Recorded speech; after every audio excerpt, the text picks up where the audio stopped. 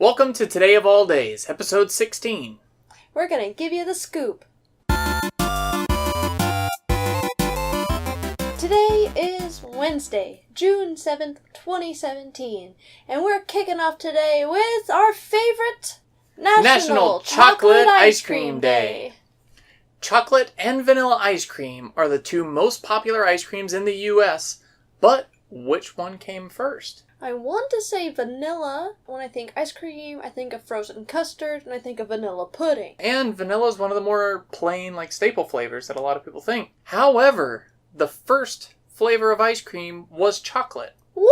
At first, chocolate became a popular drink in the 1600s in Europe and later in America, served alongside coffee and tea. So if you ever went into a restaurant or a little cafe, you would see tea, coffee, and chocolate. That's where we first saw hot chocolate. The first recipe for a frozen chocolate dessert was published in 1692 in Naples, Italy, in a book called The Modern Steward. It was made with only chocolate and sugar. Well, we say only, but back then, chocolate was actually made with many different ingredients, like anise, cinnamon, deer musk, just to name a few. That's disgusting. If anybody doesn't know, deer musk comes from some glands on a deer. And so they excrete these glands and, let's throw it in some ice cream. Or in chocolate, more so. In 1775, Dr. Filippo Baldini wrote a treatise entitled De Sorbeti, in which he recommended chocolate ice cream as a remedy for ailments like gout and scurvy. I would have loved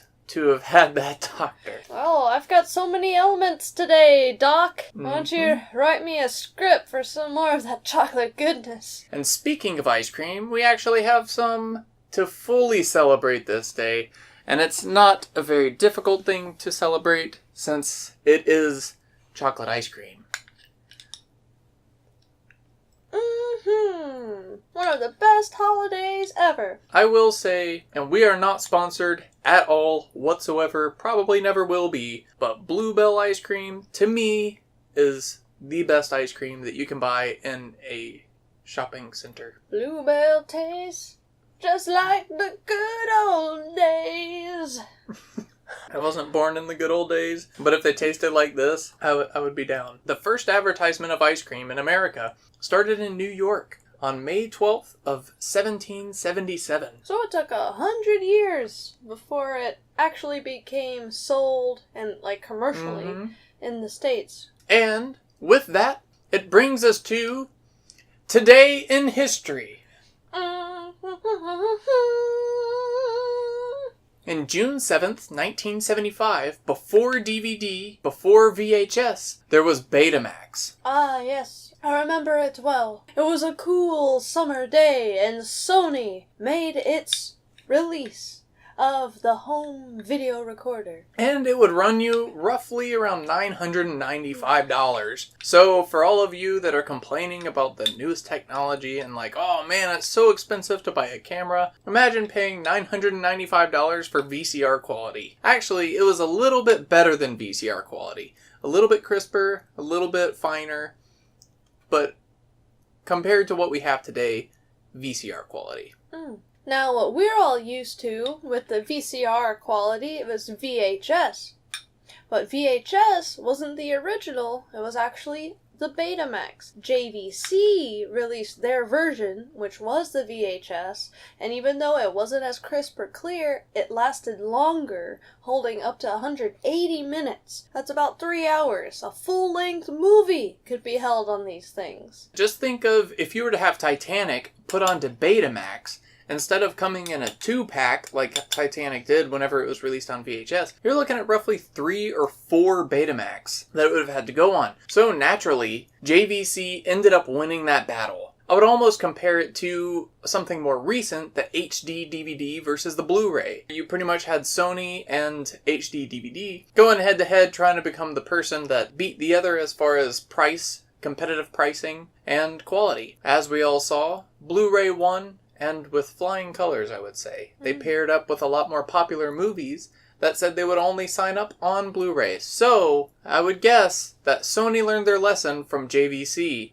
and it made it to where in the long run, they had a lot more productive company. Back in the 70s, when they were having the battle with JVC, another reason why JVC pulled out ahead is because their equipment was easier to get and it was easier to use. And it was cheaper. Moving forward, we have Daniel Boone Day. Oh man, let's blaze right into this one. I just thought of something. Is that why they say they live out in the boonies?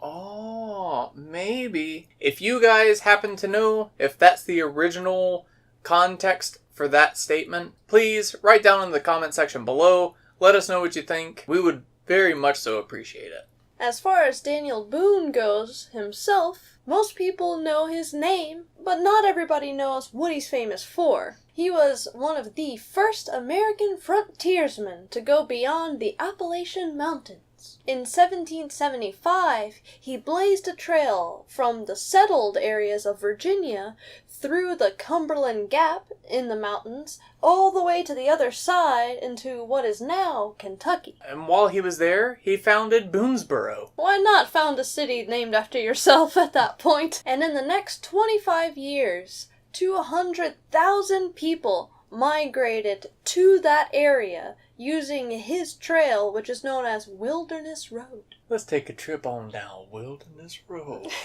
I think it's called Boone Drive.